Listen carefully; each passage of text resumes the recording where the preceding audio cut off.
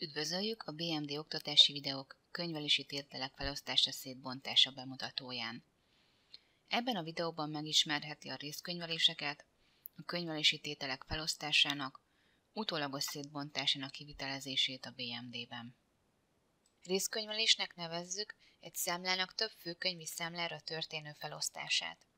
Bejövő és kimenő számlák esetében a vezető számlára a teljes bruttó összeget könyveljük, az ellenszámlákra pedig a nettó összeget.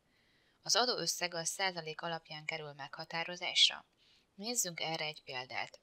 Kérem, indíts el az FFKÖ könyvelés alatt a könyvelés menüpontot.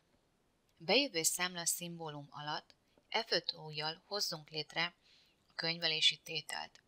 Részkönyvelés indítható az Al plusz 2 billentyű kombinációval, vagy a részkönyvelés funkcióval.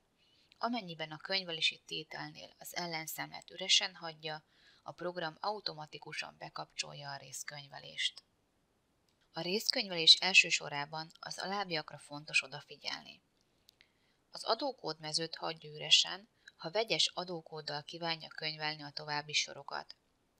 A százalék mezőt hagyja üresen, ha különböző százalékkal kívánja könyvelni a további sorokat.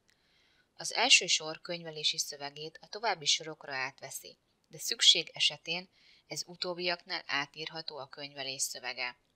Az első sorban a bruttó összeget adjuk meg, amely a további sorokban nettó összegre és az adóösszegre osztható meg az adókódnak megfelelően. A részkönyvelés további sorainál a könyvelési sor fölött jelzi a program, hogy mekkora a még felosztandó maradék összeg. A részkönyvelés akkor kerül megfelelő módon lezárásra, ha maradék összeg nulla lesz. Már lezárt részkönyveléseket utólagosan szerkeszthetünk. Ehhez nyomja meg a szerkesztés, törlés, illetve beillesztés gombok egyikét. Törlésnél törölhető a részkönyvelés egyik sora, vagy az egész részkönyvelés is. A részkönyvelés második vagy további sorain állva indítsuk el a beillesztést, a felosztásra kattintva a részkönyvelésbe tudunk újabb sort beilleszteni, a könyveléssel pedig egy teljesen új könyvelési sort hozhatunk létre.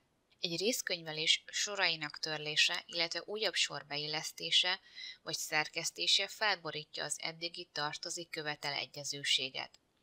Azért, hogy ezt elkerüljük, a fennálló különbség automatikusan rákönyvelésre kerül különbségsoron egy technikai számlára. Amint a szerkesztés lezárul, és a tartozik követel egyezőség létrejön, a különbségsor automatikusan törlésre kerül.